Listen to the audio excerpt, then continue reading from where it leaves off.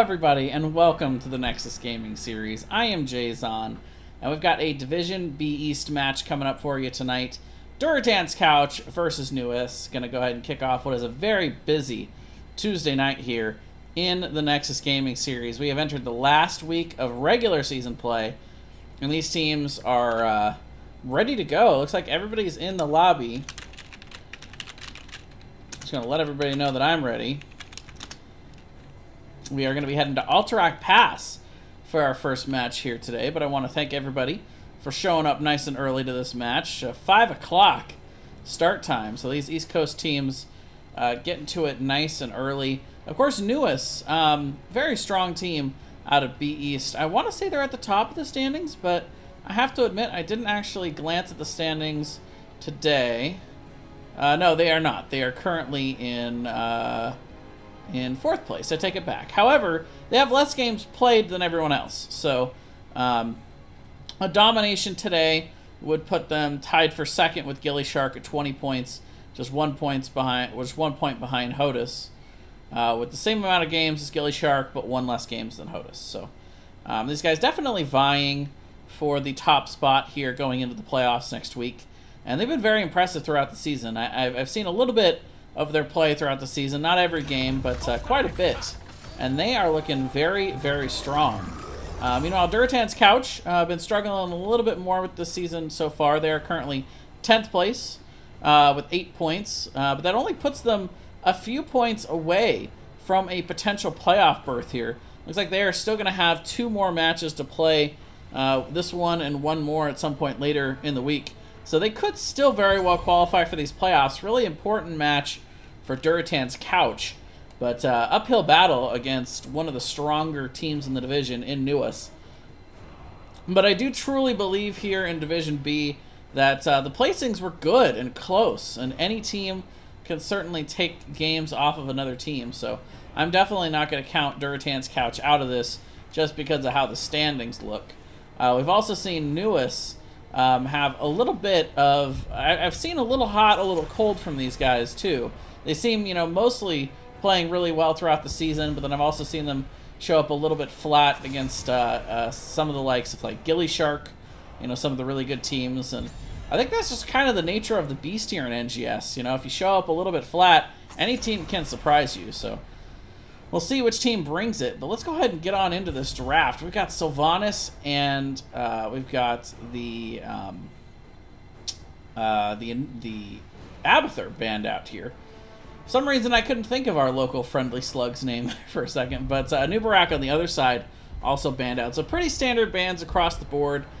We've seen this be an interestingly strong Abathur map on Alterac Pass so far this season, with the split soak value and how long these objectives can be fought over. Not surprising to see that come out. And meanwhile, the Samuro ban coming out from Durotan's Couch. So maybe a little bit of pre-scouting here. If somebody on the side of NUES plays Samuro, Samuro, I should say, he's very good on this map. Good camp-taking ability to constantly control these mid-lane camps that are so good. But then also, multiple lane soak during these objective phases can be really strong. But the Zeratul going to be picked up. Shadow Step, a quality Zeratul. We've seen his play from the very first game of the season from these guys when they played Heroes of the United States. That hero only got through in 1 of those 2 games, the first one. But in response from Durotan's Couch, we're going to see Diablo Tyrande, kind of an old classic combo. Good potential follow-up that's pretty well telegraphed from the Diablo in terms of being able to get that Lunar Flare, Hunter's Mark follow-up from Tyrande. Meanwhile, we're going to see Johanna and Anna coming out. So pretty standard across the board so far. Very meta picks, very strong combos. And it'll be interesting to see how these teams want to round it out on the backside. But looking at the bans, both teams have their healer and tank, so no real good chokehold in this draft for Durotan's Couch to try to apply.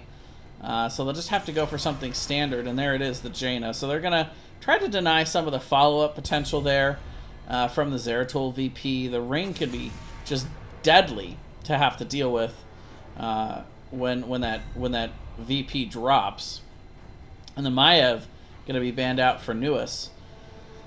Pretty strong combo with all of the CC they have so far. If you can get some initial displacement from the Maiev, but instead we're gonna see Wedge going to ETC. Team Captain Wedge. So double tank frontline here, and the Orphea on the back end. So good burst damage potential to follow up all of the CC for Durotan's Couch. I really like that combo, and boy, do they have a lot of CC, by the way. Of course, ETC can also kind of serve as that pseudo-global post-10.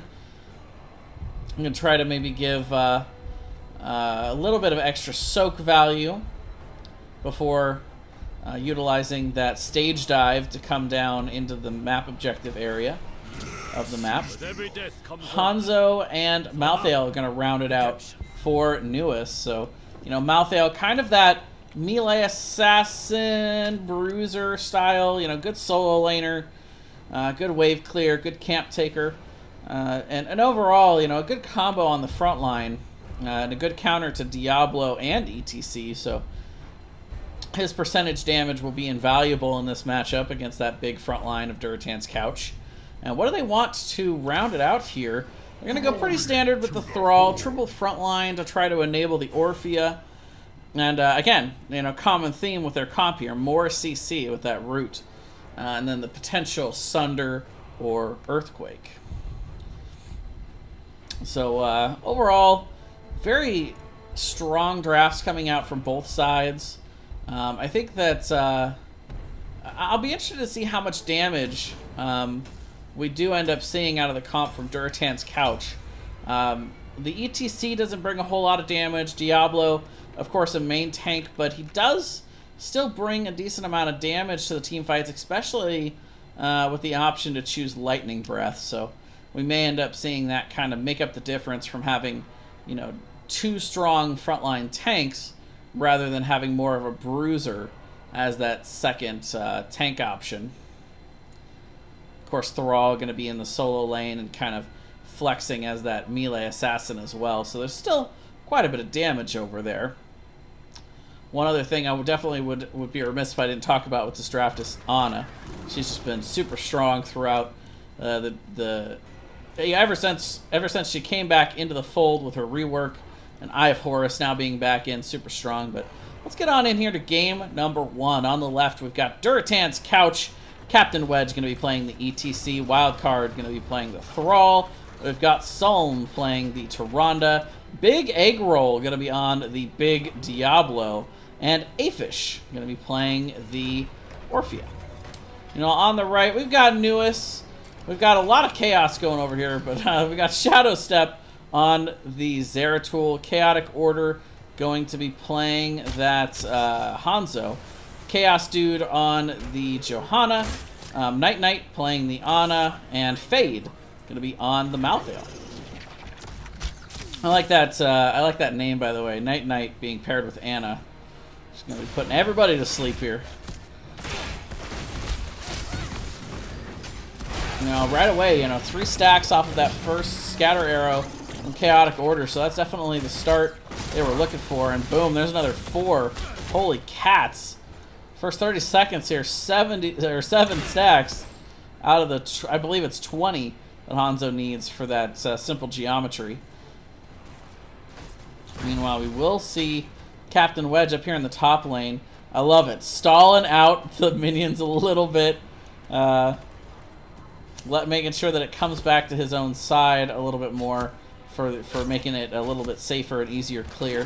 Hanzo going to meet him up in the top lane. Meanwhile, camp already started here by Fade, so very strong camp rotations from NUES. We're going to see Suln rotating on the other side, going to be joined by, it looks like, Orphea. So both teams prioritizing these camps. Low cooldowns on these mid camps, so the faster you can get those, the faster you can start taking advantage of how hard they push with that armor shred. So nice to see these teams prioritizing the camp priority that's so strong in this map, nice and early. But gonna be a little bit of an advantage to NUES. They definitely got the camp faster, but the toss over the wall, look out onto Chaos Dude. Should be okay, though, I think. They're going to get the sidewall down and allow him to walk on out. Had a lot of stuff up on the front wall there, already tanking the 2 front towers, so as long as he stayed outside the range of that fort, it was going to be okay.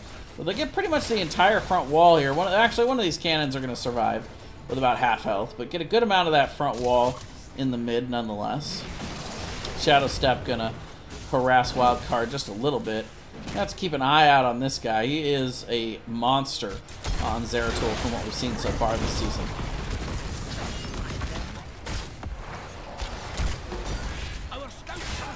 And apparently Chaotic Order can't believe he got it. I don't know what exactly he got, but whatever it was, he got it and he can't believe it. Meanwhile, Aphish trying to come down, maybe get a little bit of a pressure onto Shadow Step, but Zeratul, of course, very mobile, very difficult to gank. He's going to be just fine here. Meanwhile, first prisoner camp spawn up here in the top lane. Or, well, between the top and mid lane, I should say. The top of the 2 possible spawns, and right now neither team really prioritizing it. We've got camp being grabbed by NUES. It is going to be scouted out there by the Owl. Both teams soaking the top lane. So a bit of a fight going to be started here. Big Egg Roll does get that Shadow Charge on to Chaotic Order to start this off. Pushing back a little bit, but they got plenty of poke here between the Ana Grenade and Sleep Dart. Chaotic Order, pretty much every ability he's got is a possible poke there on the Hanzo. And of course, Chaos Dude can kind of just walk into anyone they want to interrupt this. So both teams looking to go ahead and back up and start to clear their respective lanes once again. Trying to get that XP towards level 7. Slight XP advantage for NUES, but nothing really to write home about just yet. Let's see if that changes at all. Meanwhile, yeah, Fade going in deep onto Egg Roll. Actually, they deal a nice amount of damage. They're able to zone them out a bit here. And they will be able to grab the first of the captures onto these prisons. He's going to start the charge. 30 seconds for the first map objective to be grabbed. Meanwhile, the members of Durotan's couch just soaking in the mid and top lanes to try and get that level 7. And now we'll come back in to attempt to go ahead and get this back. Nice interrupt though. Chaos Dude going back in on the other side, but the damage coming down onto Fade. It is going to be enough. The Horde camp will be picked up, but the first blood going to go over to Durotan's couch. So now we'll see how much of a push they can really get. With the low death timers here, NUES is probably still going to have Malthael back for the majority of this push from these Raiders. As you can see, they're now marching out into every lane. Give increased movement speed, as well as, I believe, increased attack speed. Correct me if I'm wrong there. But we will see them pushing up the mid lane, which is, of course, the priority lane here on this map. Confusing, I know, since the bosses are both in the top and mid lane, but those mid camps are just so strong, it doesn't even matter. But Orphea gonna be dived on and taken out here. Zeratul able to secure that kill. Fade also just rampant on the back line, but credit that one to Hanzo. Chaotic Order getting the snipe for that kill. Meanwhile, top is cleared out and bottom will be cleared out in just a moment. It looks like all 3 forts will end up surviving here for Durotan's couch. So despite losing a couple of members here so far in this early game, they are still well within reach here. Only about, well, it's less than half a level is the XP difference right now. Especially if they get somebody up to soak this top lane as this wave pushes in. They're clearing out and evening out the bot lane and mid as well. Meanwhile, once again, priority camp capture by NUES. But overall, you know, Durotan's couch, like I said, they don't lose any forts out of this first push. They're going to get level 10 shortly after NUES here. So no big advantage going to be gained out of that. Probably the biggest worry here is that the continual domination in this mid lane. We see this wave coming in along with another camp, and that's actually really good timing. I'll have to ask if that's on purpose or not for NUES, but they time it to go directly in with the wave, so it's gonna have a little extra help and push, and gonna eat up a little bit more of that those tower shots as well. But in comes the engagement here. Egg Roll trying to find something on the flank. Level 10's coming in for both squads. The VP on the back end. Captain Wedge stage diving in to try and help. Zeratul, actually the first one to fall there, gets just eaten up by the Orphea. Johanna gonna go down as well. So here's Durotan's Couch with the response. They do lose their mid fort to that push from the wave. So NUES doing a nice job of at least forcing that that fight when the camp was active and was going to get the most value, win or lose in the team fight situation. But still, you got to give a lot of credit to Durotan's Couch for turning that fight. Multiple heroics used on both sides. The big ones, of course, being VP and Shadow Stalk on the other side, but both teams will have that relatively close to when these next objectives spawn. The question is, can they get in on this boss attempt? They will not, but Last Rites is going to come down. It's going to take out Thrall. So Fade looking more for the team fighting capabilities here, and they're going to get a 2 for nothing, and Big Egg Roll's not going to make it out of here, so make it a 3 for nothing. In favor of NUES, boss is captured for Durotan's Couch, but at what cost, ladies and gentlemen? And the cost is certainly high. It's 3 kills and the trading out of those souls for Diablo, which is going to make it much more difficult for them to fight on this next map objective here, as we do have the spawn of these prison camps. NUES trying to split their resources between clearing the boss and capturing this, but all the members of Durotan's Couch are back up. We see the stage dive to the backside, stun onto Night, and the focus is there as well, but a nice sleep dart to peel Wildcard off. Shadow Step coming in as well, going to take out Thrall. Meanwhile, on the backside, Chaos Dude going after the back line of Durotan's Couch. Malthael is going to end up falling to the Lightning Breath, though, from Big Egg Roll, so for now it's a 1-for-1. Eye of Horus is out, though. Shadow Step actually gets charged into the wall and taken down. Maybe a little bit too aggressive. They do end up getting the camp for a few seconds here. It looks like Durotan's Couch going to go ahead and charge that back out and deny the camp capture for now. Let's take a quick look at these heroics as we have reached level 10, but haven't really seen the action stop since then. We do have Stage Dive, Lightning Breath, it's the Crushing Jaws, along with Shadow Stalk and Sunder for the members of Durotan's Couch. Meanwhile, for NUES, we've got Last Rites, Dragon Arrow, VP, Blessed Shield, and Eye of Horus. So a lot of possible follow-up from the VP with the Blessed Shield and the Dragon Arrow to try and combo that. We do see Durotan's Couch marching over to the other side and capturing the camp. They will now take a slight lead in terms of charge here. Meanwhile, camp was picked up in the mid, so that's going to be pushing for the members of NUES, but the stage dive onto the backline. Captain Wedge finding the Ana once again. Triple 3-man VP, but Wildcard gets actually isolated out there, choosing not to go into the VP. Ends up getting just decimated by the remaining members of NUES, and the front line taking a lot of damage. Captain Wedge in trouble. Afish going to be able to make it out, but NUES does manage to zone Durotan's Couch out long enough to recapture their cap. 6 seconds before it'll be captured here.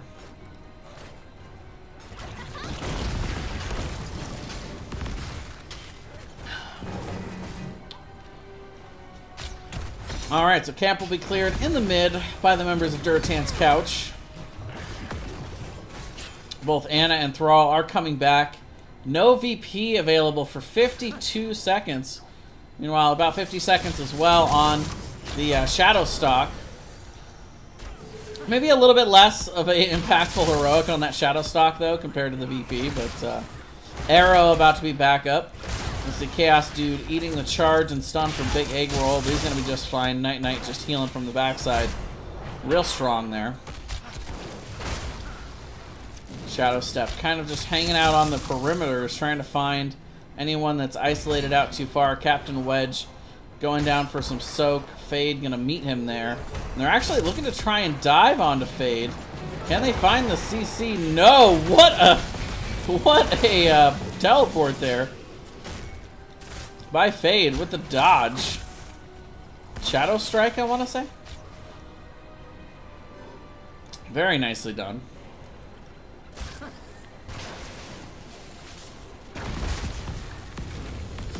Meanwhile, the seesaw goes back and forth, and again, I love this call. You know, hey, we're stalled here, so they're just going to send Fade on up to grab that, while ETC is out in lane soaking, so both teams separating. But of course, Stage Dive is up, so anytime they want to hit the go button, they can. Well, this might be a good time, but Malthael just now capturing the camp, so they're not going to be split for long. Fish does manage to cap the point though, so that's definitely going to be completed on the map objective. But we do see the VP on the backside catching a bunch of members there, but Johanna ends up getting caught out, and Shadow Step actually dies in the process of getting that VP. So we will see 2-0 in favor of Durotan's Couch and the map objective coming out here. So they're going to have their, I don't know if these guys are called Raiders. I know the Horde ones are called Raiders. These guys are just riding the Rams all the way down the lane.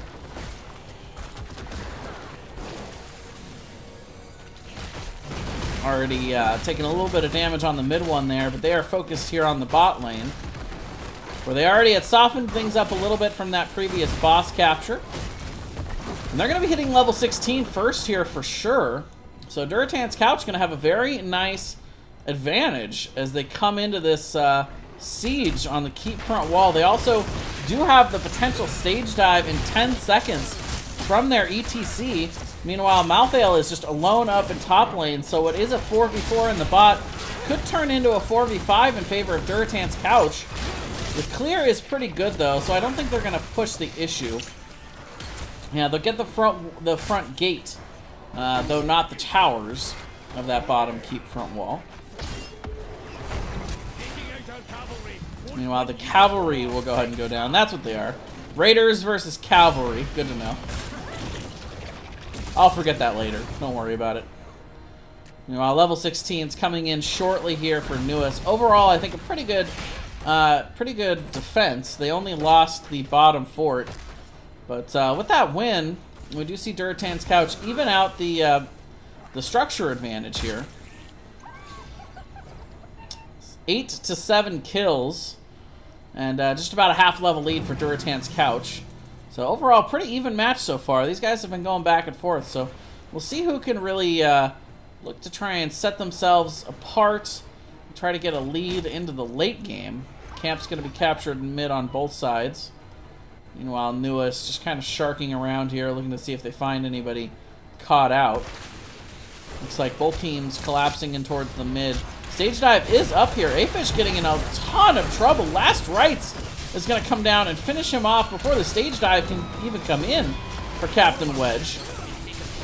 VP on the backside, preventing anybody from really helping A-Fish out there. There's another 2 quick kills, and NUES striking hard, striking fast here as they headed towards the late game. 3-0 on the kill count, and boy, that couldn't have come at a better time. Right as the prisoner camps were spawning here in the top part of the map, Fade going to rotate down to bot to get some extra soak, and they're ignoring the camps completely. They're just going, well, I should say the prisoner camps. They're going to go directly onto the boss camp up here in top.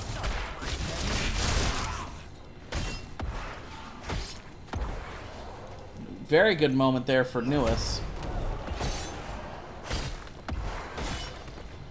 Let's see Fade doing some work here in the bot lane. And that set of minions should secure it. Meanwhile, again, they're not really heading too eagerly towards the prison camps. They're just going to push out the top lane here, try to aid this boss in getting a little bit of extra value. These bosses do not push very well on their own, so I like this call of utilizing the siege that they have while the boss is tanking the fort.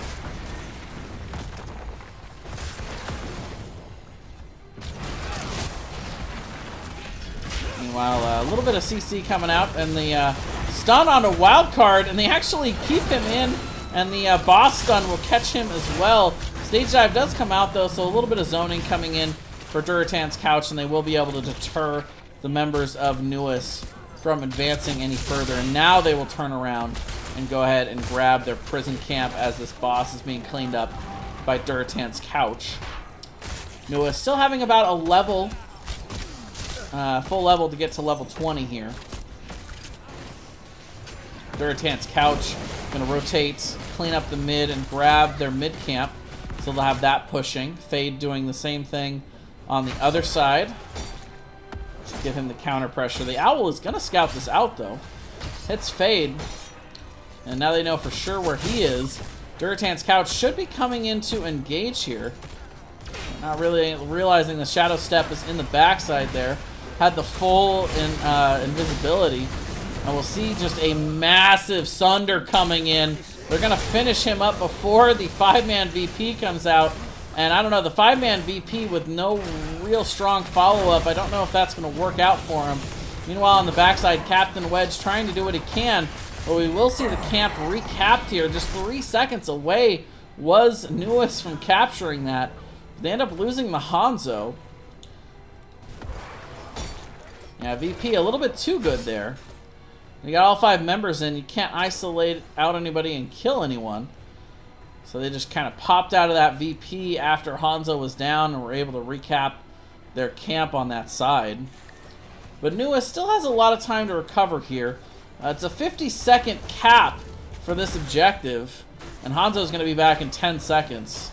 Shadow Step even going to just pop in and interrupt the channel, so they're not even going to get anything on the channel out. Well, actually, Captain Wedge going in on the backside finds Night Knight with the stun there, and they will be able to finish him off. What a get there. Level 20s are in, though, for NUES. We'll see that port in on the Dragon Arrow. Play of the game coming in from Chaotic Order. And now, all of a sudden, it's a 1-for-1 exchange. With Diablo also falling there and it resetting his stack. So, take that back, make it a 2-for-1. Level 20 is still not quite here for Durotan's couch, but they'll get it soon off of that trickle XP. And they were able to zone out NUES from being able to recap the camp. So Anna down for another 24 seconds. ETC about 25 now. So they'll have him back a little sooner, but Stage Dive is up before ETC spawns. So can look to just dive right onto that. And again, NUES with just a slightly better camp rotation here. It's not a massive difference, but it's subtly helping them get more and more done in the mid lane, and it's forcing Durotan's couch to have to spawn. And I mentioned that the Stage Dive was up, but so is Eye of Horus, so both of those global heroics coming into play here as we see 2 members go down on the side of Durotan's couch. The VP isolating out the healer once again. Taranda's gonna fall. Captain Wedge sliding away, trying to get at least a couple members of Durotan's couch away from this, but Afish is in a ton of trouble. Shadow Step going to be able to get in and get the finish. Chaotic Order looking to try and finish off Captain Wedge and will do it. So make it a full 5-man ace for NUES. They're going to be pushing in on the backside. Captain Wedge says, rude! But it's not rude. It's just the game, the way it works, ladies and gentlemen.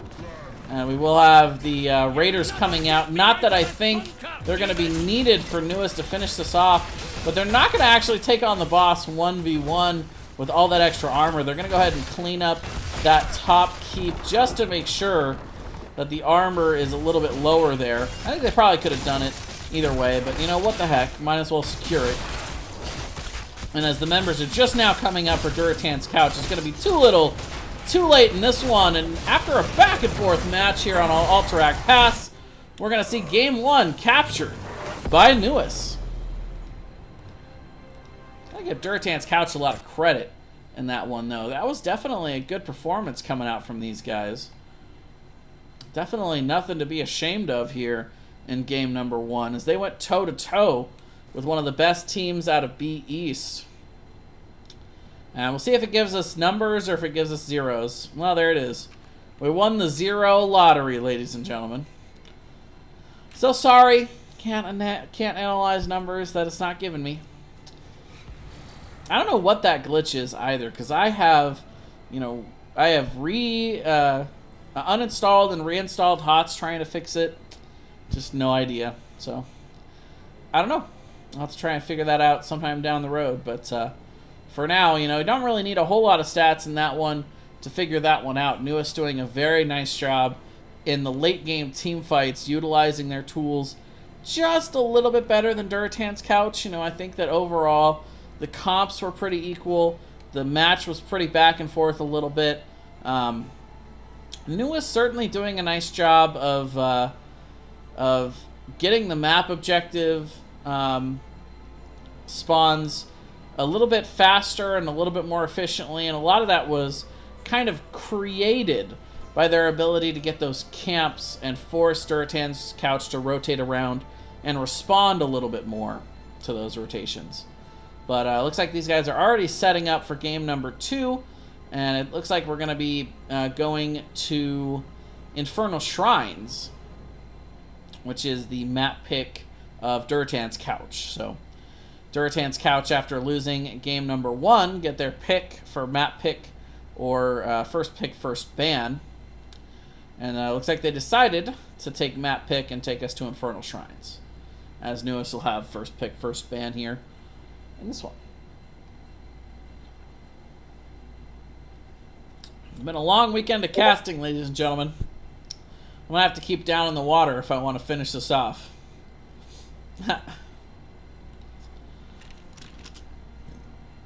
All right. Just getting our ready from the teams, and we'll get on into game number 2. But looking at Infernal Shrines, we're gonna see these teams prioritize, of course, the shrine clear for these map objectives. Wave clear in general, very important on this map. Camp taking ability is pretty good to have here. In general, you can get some decent value, especially from the top camps. So being able to clear those quickly and efficiently can really put you ahead in the macro game on this map. So nice thing to prioritize overall. All right.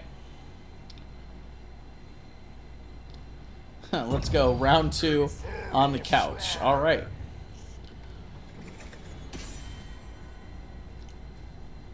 Game number 2 going to be Infernal Shrines. First pick, first ban going over to NUES.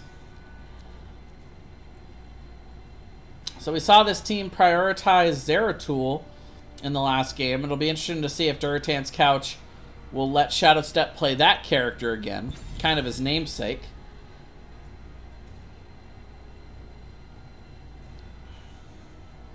I think in most cases there are 2 heroes in this game right now that if you know your opponent plays it, you don't let him have it, which is Maiev and Zeratul.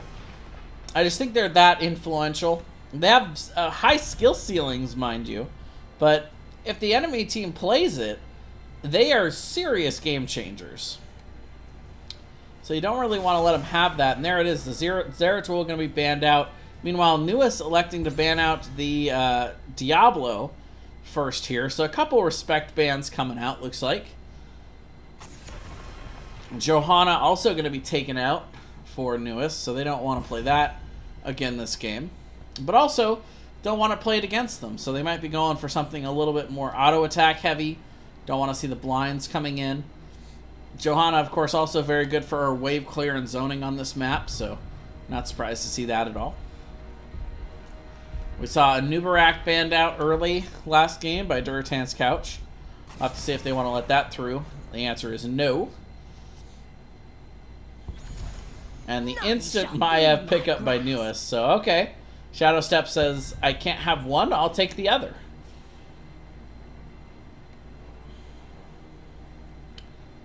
Very strong displacement hero. And good shrine clear as well. You know, not the best in the game, but she's pretty decent at it, so worth having her. Especially if she can get Fan of Knives rolling on enemy heroes in these shrine fights. It can be pretty difficult to deal with. Meanwhile, Arthas and Rhaegar coming out here for Durotan's couch.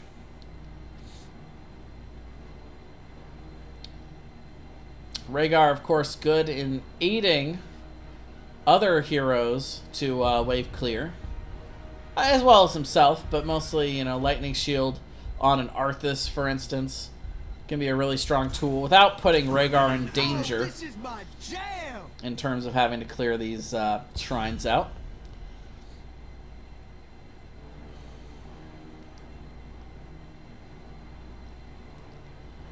Meanwhile, Tyrael and Lucio coming out here, so we get another early look at Lucio here. We've seen him popping up occasionally in this first week or so that he's been legal after his major rework. Kael'thas going to be banned out here by Durotan's Couch.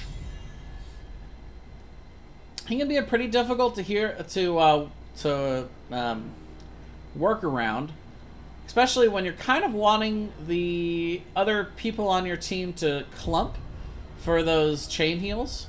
So, I don't know, it's kind of a soft counter that Kael'thas has for Rhaegar. Now I'll see the Abathur banned out once again, which of course pairs super well with that Arthas. I'm here to help. So sticking with the slow theme, we're going to see Jaina coming out here for Durotan's Couch. Trying to slow down all those guys that are going to be even faster thanks to Lucio. And the Falstad coming out here by Captain Wedge. So Falstad, a little bit less standard right now in the meta. We've seen him popping up now and then, and one thing I've noticed, I've been seeing a lot out of Falstad players lately is that Lightning Rod build with the Bribe at level 1. You get kind of a 2-for-1 benefit off that first talent. And it can be really good when the enemy team is slowed and it's a little bit easier for you to keep in Lightning Rod range. So we'll see if that's the direction that Durotan's Couch is going for. But meanwhile, NUES is going to go ahead and grab Dahaka and Sylvanas. So good off-lane global presence for Dahaka here. He also has pretty good wave clear and shrine clear. Sylvanas, of course, very, very strong as a backline assassin and really is starting to become more than just a win more hero in that role. She still has that. You know, extra strong with pushing map objectives like the Punisher. Meanwhile, Raynor going to be picked up here for wildcard to finish it out. With all these slows, Raynor loves that ace in the hole value, but it does leave just a single front line here for Durotan's Couch, just Arthas, to peel off Tyrael, Maiev, and Dahaka. Even Sylvanas can be played as a divey hero, though a lot of times that's a little perilous for her in the face of so much damage. But I'm a little bit worried about the dive potential onto the members of Durotan's Couch. They overall are pretty squishy. Even Arthas, not considered one of the more tanky tanks in the game, especially before level 10 when he's got Army of the Dead to get some extra healing. That said, there is a lot of damage over on the side of Durotan's Couch, so you can say what you want about the potential dive, but it's also kind of like diving into a buzzsaw. If you can't stop it, it's going to shred you into a million pieces, so I don't know. We'll see how it works out here. On the left, as we load into game number 2, we've got Durotan's Couch. Captain Wedge going to be playing the Falstad. We've got Afish on the Raynor. Eggroll playing the Arthas. Suln going to be on the Rhaegar. And Wildcard going to be on the Jaina. Meanwhile, on the right, we've got NUES. Chaotic Order going to be playing the Sylvanas. Shadow Step on the Maiev. Night Knight playing Lucio. Chaos Dude on the Tyrael. And we've got Fade playing the Dahaka. I'm going to instantly burrow directly to the mid.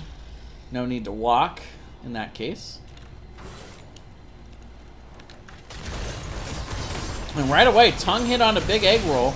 And the follow-up pull-in, and NUES with first blood very early here. Yeah, Arthas frowny face, I think, is a proper response there. Gotta use that Howling Blast for bush checking. But that's kind of what NUES' comp does. They're good at isolating heroes. They're good at getting picks. Sylvanas does a lot of good front-to-back damage, so If you can isolate somebody, she is a good follow-up damage hero. It looks like is going towards that that auto attack extra build there with the Might of the Banshee Queen at level 1. This is wild card going down there. Nice rotation from NUES, using that Lucio speed to rotate around and catch her out. But that build that we got from Ryokai, kind of counter to the more standard build we've seen so far post rework for her, which is the Shadow Dagger build. Meanwhile, we will see NUES attempting to grab this camp. This might be a little bit overly aggressive, if I'm being honest. We've got all 4 members here and available, and NUES seeing that too. They're going to back out for the moment, reset, and they might look to re-engage on this, but now all 5 members are here as Fade does go ahead and burn that burrow charge to get back down here. Meanwhile, Afish getting pulled out is going to be taken down, split off from the rest of the team. Wedge getting a little bit of value here in the top lane. By the way, worth noting, Wedge going after the Seasoned Marksman build, not looking to try and do any of the bribe lightning rod shenanigans. But look at this, both camps picked up in the mid, and that Merc Queen picked up. Holy cow. That's a lot of big, giant spear throwers, ladies and gentlemen. 60% extra damage on each one of these guys. Let's see, 60% times 6. I don't even want to do the math, but you can see where I'm going with this. Fade getting a little bit low up here. Captain Wedge with that auto attack build doing a nice job of kind of wearing him down up here. Meanwhile, Camp going to be picked up for the side of NUES right before this objective spawns, and I like this call. Choose, make Durotan's couch choose between the push in the top lane or the map objective. They are here first, though, and they do have the global presence with the Falstad, as does NUES with the Dahaka, so both teams can almost play chicken with it at this point. This is an interesting call. Falstad actually rotating down the old-fashioned way. This will allow him to have that flight back up to top to clear once this is all worked out, but Afish getting isolated again and is going to get blown up. NUES doing a nice job playing to the strengths of their comp right now, killing isolated heroes, and Captain Wedge will go ahead and rotate up to the top lane to clean that up. As NUES going to go ahead and pick up what looks to be a free map objective off the heels of that pick. 4-0 on the kill counter to start this match for NUES, and they have about a little bit less than a level lead right now. And they will pick up the first Punisher of the game, a Frozen Punisher, marching here into the bot lane. A nice shutdown here from Sylvanas. Going to shut down both of these front towers with that Black Arrow trait, as well as shutting down the fort for the moment. So nothing other than the members of Durotan's couch eating away at this Punisher's health. Big pull-in off of that tether from Shadow Step. Soln now on the wrong end of this team fight is going to go down. The root coming in as well onto Falstad. And look out, ladies and gentlemen, NUES is on the chase. They have that potential speed upgrade from Night Knight, and there it is with the reverse amp, and that is a very early 5-0 ace by the members of NUES.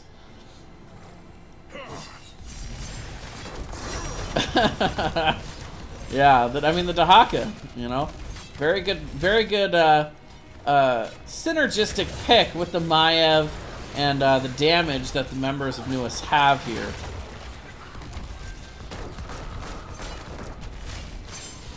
And they're going to be on the early track to get level 10 here as well, as they pick up another camp here in the mid, again being empowered by that Merc Queen talent from Chaotic Order. They have level 10 if they want to try and push the issue here, but I think Black Arrow's probably up at this point. So it looks like they're not quite ready to push the issue just yet. As I say that, Chaotic Order starting to go in. The reverse amp is going to be popped. And there is the black arrow onto the fort. So they're looking to push it in here with the Khazras, which are now in range to be empowered there. And mid fort is going to go down. Now up in the top lane, Fade hitting that tongue onto Captain Wedge. Not quite going to be able to finish him off though. In comes the rotation from Durotan's, or I should say onto Durotan's Couch's camp up in the top, but the Wailing going to come in. They're trying to split a little bit and get the double pick, but Wildcard actually gets away. They will find the kill, though, onto Arthas. 10-0 run for NUES as their level 10s are in. It is going to be the Wailing Arrow, Sound Barrier, Isolation, Sanctification, and the Warden's Cage. Still about half a level until Durotan's Couch is going to be able to pick up their level 10s. Fade just kind of being everywhere. And here comes the rotation by NUES, and I think they didn't have Black Arrow, but I thought they thought they were gonna have the camp there. But little known fact: if you capture this Bruiser camp in the top, it doesn't actually go to the fort. It doesn't get vision on it, I don't think, to ever really go in and attack it. It's not in that vision range, and so it just marches down the lane directly to the keep. So Durotan's Couch will keep their top fort and their well, which will be a nice grab for them. They start the rotation over to the Bruiser camp, but they're just a little bit too late there. NUES will pick that up. I will now have that to try to push in with this, or can look to try and use it as a zoning tool while NUES tries to grab the camp. But actually, they're going directly in after the team fight. We will see Ancestral not being in time to save Jaina there. Raynor also falling down, so NUES with a very nice job of target focus. They take out the two big damage dealers for the side of Durotan's Couch. Now again, the Tether pulling in big egg roll. I'm going to force him down to about half health. And again, not going after the camp, not responding too heavily to the team fighting. Instead, just going to push with this camp and try to push their advantage while they have it, and then can look to try and get the shrine later. Meanwhile, Fade is deep in there off of that burrow charge, trying to find more kills. Comes up from the bot lane. Wildcard going to try and rotate down here to get a little bit of soak, but level 13's now in for NUES. After what was kind of a slow start in game 1, they started to really roll in the team fighting, like they had woken up there with the end of game 2, and have just been kind of riding that momentum train. But meanwhile, Fade with the burrow trying to make it away here, does get hit by the root, and trying to kind of dip, dive, and dodge, and is going to make it out there. Meanwhile, Durotan's Couch can go ahead and steal away one of the camps here. It's a Mortar Punisher up in the top lane. A lot of people don't like the Mortar Punisher. They think this is one of the weaker Mortar Punishers, and I agree with them in terms of what it gives to your PvP value. However, it is one of the worst, it is the worst Punisher to not defend against. When you see all these extra fire circles, it will target the buildings. It will prioritize the heroes, but it'll target the buildings if they're in range and there's no other targets around. It gets a lot of extra siege damage, but you do end up seeing a defense coming in here from Durotan's Couch. They're being zoned away, a little bit of area denial by this Mortar Punisher's damage, but overall, not a bad defense here. Captain Wedge actually maybe looking to try to get cheeky there with that flyover and the gust, but NUES a little too quick on the out call, and they're not going to overstay. I like that call. They're in far in control of this match right now. One of the only ways for them to lose would be to actually try to dive that fort and end up giving Durotan's Couch some much-needed kills to get back in the XP race. Meanwhile, level 10s, by the way, are now in for Durotan's couch. Let's take a look at these. We've got the Mighty Gust, Army of the Dead, Summon Water Elemental, along with the Hyperion and the Ancestral Healing. Pretty standard pickups here. A lot of times, I like to see Little Jimmy paired up with Water Elemental, though. Those are two cool summons that can be paired together on a target to get a lot of extra damage out on them. NUES going to rotate up to top and deny this camp from Durotan's couch. They had started it, but wisely backing off. Captain Wedge, however, might be a little bit too late on the backup, but there's the Gust to zone them away. Meanwhile, it looks like Durotan's couch is going to rotate up here and try and defend this. Level 16s are now in for NUES, and they should have Black Arrow to try and put onto this keep. There it is. Hyperion coming out in response. Warden's Cage on the backside. Wildcard receiving a bit of an early Ancestral there from Zone, but wanted to make sure he got it this time, and he did. We will see a bit of a push away here onto NUES. They don't want to chase this out too far into the lane, though. The turn is pretty easy for NUES, but it looks like they're going to go ahead and chase it. They do have a lot of the members chunked out. And yeah, NUES actually not really interested in the re-engage. They're just going to back away. Look to reset and heal up. And it's just so hard to pursue when you have that Lucio on the other side. He doesn't give quite the speed that he used to, but it's still more than enough to make a big difference in terms of your ability to retreat out of those fights, regardless of how many slows are on the side of Durotan's couch. It's kind of like the Gust, you know, anytime they don't really want to look for the fight, they can just nope on out of there. Meanwhile, they are looking for the rotation here. They're going to find Big Egg Roll. Oh, not quite finding the tether, actually. But Fade coming in, looking for that tongue, and didn't even need it. He's had enough damage from NUES there. Wildcard also being dove. Does Ice Block in the Gust, but not going to be enough to get them out of there. That keep is going to go down for sure. Now with two members down, now a decision coming in for NUES. Do they want to push this in further? They do have the option. It looks like for now they are going to go in onto the keep. Captain Wedge trying to deal with damage he can, but we're going to see the sound barrier coming out there to try and sustain them. The shields are down, and they've got a little bit of a push on the backside. Sanctification also going down as the core call is made, and they are trying to focus. Afish is receiving a bit of damage on the backside, but the core is just going down too fast, and that is going to be it. Game 2 and the series going over to NUES. Very nice win for these guys. Like I said, going to rocket them up towards the top of the division standings here in B East. And the zeros. And nothing really happened that game. Pictures, or it didn't happen. Video doesn't count. You need pictures. Either way, NUES doing an amazing job in that game, just in firm control the whole time through. And I think if we've learned any lesson from this match, it's just you can't give Shadow Step Zeratul or Maiev. It's kind of rough as the enemy team, though, dealing with those kind of drafting restrictions.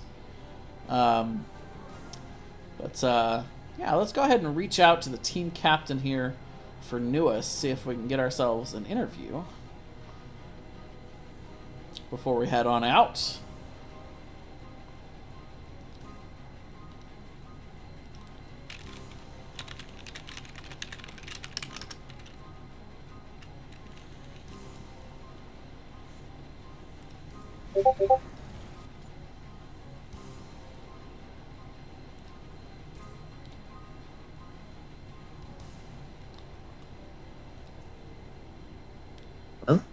Hello, and it looks like we are joined by team captain for NUES. We've got Chaotic Order. How are you doing? We're feeling pretty good. That was a really good set, so GG's to Durotan's couch for that. Yeah, game one was very back and forth on Alterac Pass. Was that your guys' map pick? It was their map pick. Okay, so tell me a little bit about how you feel about Alterac Pass. New map here. in NGS this season, newest map in Heroes of the Storm. What do you guys think of this? Map? So we find it to be a really fun map, and it's one of our personal favorites. Like both just on a competitive level and just on it's a really fun map to play. I don't know. I feel like it's a really fun map, and we just sort of understand how to play it. So we like to take teams to Alterac Pass, but in this case, they took us to it, so we were perfectly happy with that as well. The game in general for game one, like it felt very much back and forth. We were like trying out a couple of new things. We had never like tried I think it was Zeratul Hanzo comp before, so we were like working out a bunch of kinks there. But I think we managed to get it together by the end of the game. Yeah, definitely put your foot on the gas towards the end. You never really let off there. We go into game 2 at Infernal Shrines. What a combination of heroes and damage. The Maiev and the Sylvanas just pulling people in, taking them down. What did you guys think of like your execution of that comp, and anything you would change or do differently?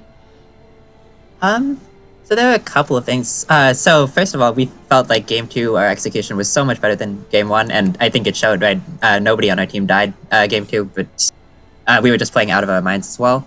I do want to say, give a shout out to our support player Night Night, because she was playing with us for the first time today as one of our subs, so she played amazingly, so great work to her. But in regards to your question, sorry, can you repeat it? I forgot it. Just how do you? Well, basically, you'd answered it there. Is how you guys felt like you performed on your comp, and yeah, you're right. It definitely showed. 12-0 on the kill counter, and just overall dominance there in game 2. Right. Yeah, we felt like game 2 was a lot cleaner than game 1, so we're happy that we've started to gel a little bit more team synergy. All right, so looking at the standings here, this is going to put you tied for second right now with Gilly Shark at the top of the standings. How are you guys feeling going into this final week of play and the playoffs coming in next week? So we're entirely looking ahead. We want to prove that we're the best team in Division B East, and like we are coming back for Gilly Shark with a vengeance, because they're the only team that managed to beat us.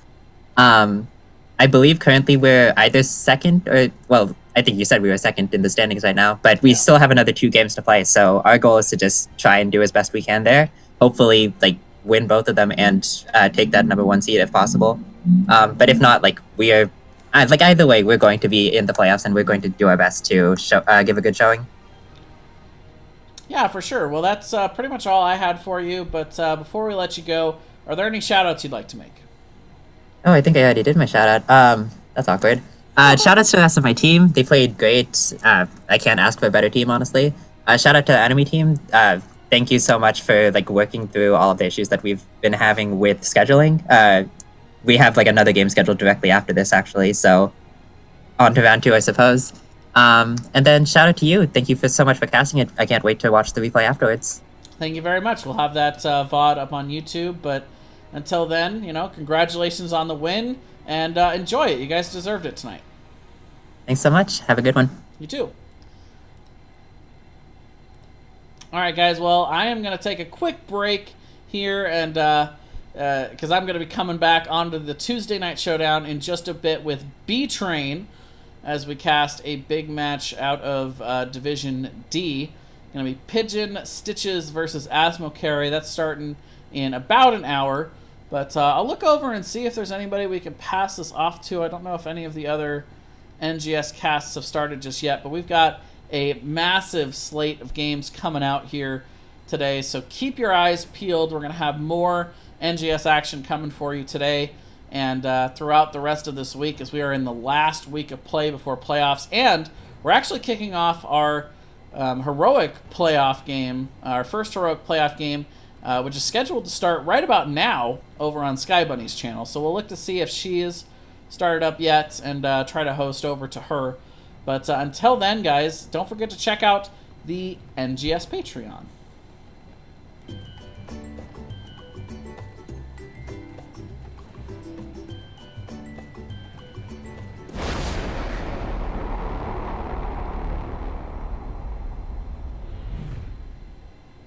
So go check out the Patreon over there, YouTube channel. Don't forget to follow here for more NGS action. I'll be casting throughout the week and in the playoffs for sure as well. So It's a good channel to follow if you guys want to see NGS action. I'm also usually hosting a lot of the other casters, so it can be a good avenue for you to find other matches to cast.